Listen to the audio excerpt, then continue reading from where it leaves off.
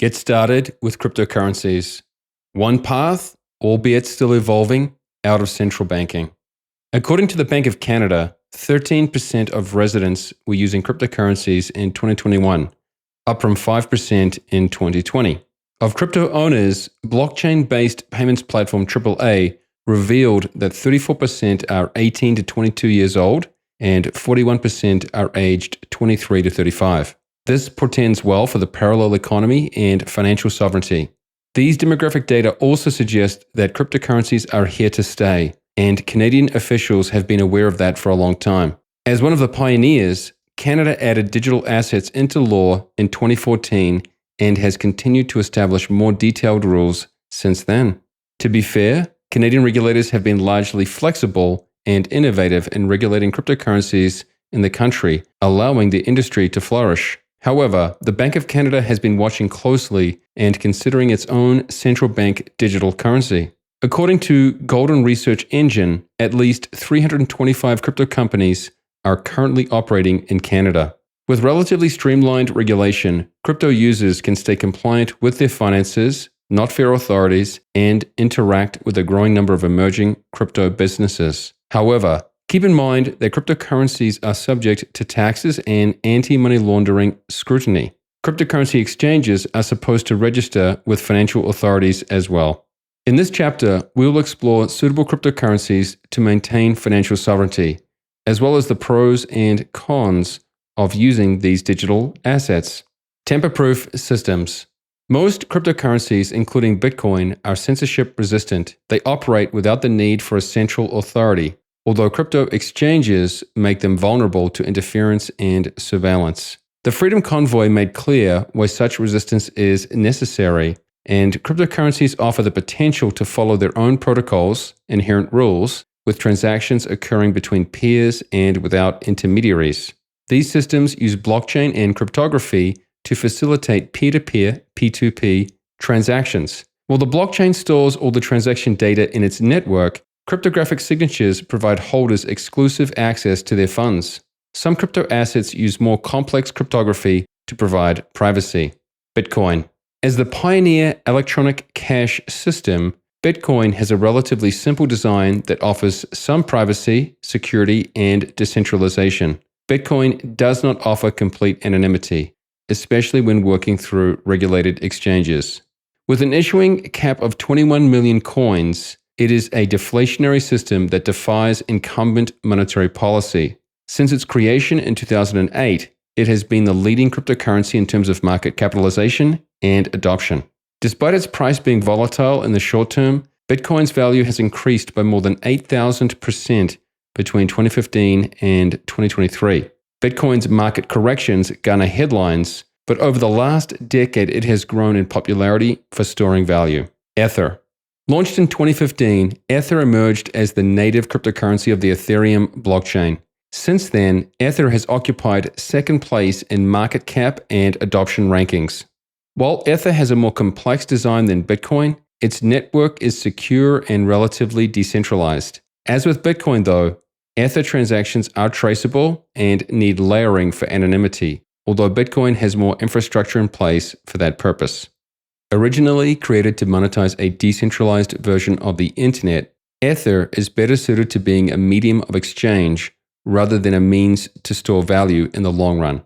Ether has many user-friendly applications for transactions with low fees, but Ether's value has failed to increase over time. That is a product of a design with less decentralization and predictability. Monero. Transactions in Monero are untraceable. While its design remains as simple as Bitcoin, this asset includes other cryptographic functions that shuffle the sender's and receiver's addresses with those of other transactions, making it almost impossible to decipher the money trail. Transaction fees in Monero are also much lower than for Bitcoin and Ether. Monero is the most well-known and has the largest market capitalization among privacy coins. In addition, Monero offers anonymity as default. Zcash and other privacy coins, in contrast, let users manually choose this feature. Both Monero and Zcash have less adoption than Bitcoin and Ether, so their markets are less liquid. Since anonymity makes it harder to comply with anti-money laundering and know-your-client policies, Regulated exchanges cannot list them. Stablecoins. As more people use cryptocurrencies, adoption of stablecoins has increased. This is no surprise. Stablecoins tackle the price volatility issue. Such as being the adoption, stablecoins Tether and USDC are in the top 5 cryptocurrencies with the largest market caps. Both, however, are centralized assets pegged to the US dollar and backed by a physical reserve. This means that not only do they not grant anonymity, they are exposed to failure, attacks, and bankruptcies. Decentralized stablecoins such as DAI attempt to alleviate these risks.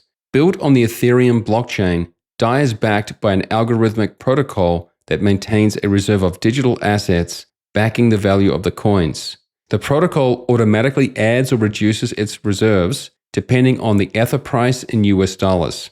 While DAI has been operating for over 5 years, other decentralized stablecoins have failed due to breaches in their protocols or financial model. One example is Terra UST stablecoin, backed by cryptocurrency Luna through an algorithmic protocol. In May 2022, Luna lost more than $40 billion in market cap in 7 days, leaving over 600,000 users affected around the world. Terra UST lost 70% of its supposed peg and now fetches just 1.5 cents on the US dollar. Many people have gotten burned in those failures, so you have to do your own due diligence and assess each stablecoin's design. Be aware that a stablecoin's main purpose implies sacrifices elsewhere. For example, those wishing to escape central banks will hardly be enthused about a cryptocurrency pegged to US Federal Reserve notes. Although more centralized and traceable, stablecoins backed by gold reserves and pledged to the value of gold are a suitable option to protect your assets. Paxos Gold, PAXG, for instance, has every token backed by 1 ounce of gold stored in London-based LBMA vaults. The ounces are part of gold bars, and each bar worth $800,000 is about 400 troy ounces. The idea here is to democratize access to gold investment with fractional ownership, but not fractional reserves. Paxos is registered and regulated by the New York Stock Exchange and subject to monthly financial audits. The organization's white paper states, quote, Paxos works with a third-party, independent, trusted, nationally top-ranking public accounting firm to review and attest on a monthly basis that Pax Gold tokens correspond 1-to-1 with ounces of London Good Delivery gold held in vaults by verified third-party partners, unquote. The pros, cons of cryptocurrencies. Cryptocurrencies have serious shortcomings. First, as discussed, cryptocurrencies, at least at present, are subject to more price volatility than fiat currencies. Second, most cryptocurrencies are less private than physical cash. While decentralized tools protect your assets from seizure, transactions are traceable and can be associated with IP addresses. Third, cryptocurrencies are not independent of third-party, centralized service providers such as custodial wallets and exchanges. These are precisely what regulators target. In Canada, for instance, crypto trading platforms must register with the Canadian Securities Administrator, CSA, and the Financial Transactions and Reports Analysis Centre, FINTRAC. The crypto ecosystem, however, does offer decentralized alternatives like non-custodial wallets and decentralized exchanges, DEX.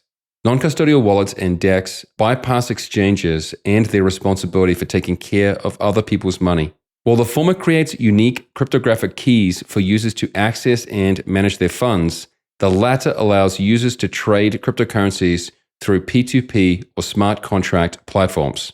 P2P exchanges such as BISC are marketplaces where individuals list crypto trading offers, and those interested buy or sell coins outside the exchange. DEX are censorship-resistant, unregulated programs that run autonomously on blockchains. However, DEX, namely Uniswap and PancakeSwap, need users to engage in more complex processes. Another drawback is that crypto users are more responsible for securing and safeguarding their money, and this entails more effort and understanding from the end user.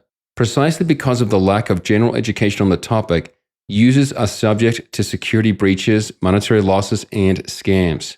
To avoid them, rather than imposing more scrutiny, Regulators and justice officials should promote education on crypto and digital assets and punish fraud. Steve Hanke, a classical liberal economist whom we follow and respect, has vehemently opposed cryptocurrencies. He makes legitimate criticisms and would like to see them fade away as soon as possible to avoid further financial harm. He is correct that many people have made foolish decisions and have been swindled by crypto con men. However, the crypto horse has bolted from the barn. Too many people have already given cryptocurrencies a vote of confidence in a somewhat free market. How they will evolve is uncertain, but private digital currencies will continue to exist, and how you interact with them is your decision. Perhaps they will not offer sufficient benefits for most Canadians, but there are cases where the value is clear. In troubled jurisdictions such as Turkey, Venezuela, and Argentina, for example, cryptocurrencies have delivered on their potential when it comes to separating the government from many transactions. If inflation climbs further in Canada and capital controls tighten, as they likely will in a cashless society, there will be more reason to hold and use cryptocurrencies. Further, since cryptocurrencies offer censorship resistance, they will be useful for movements that Ottawa wishes to stamp out. There is no standout winner among cryptocurrencies, but Bitcoin offers the widest use and most liquidity, and Monero is an effective privacy coin.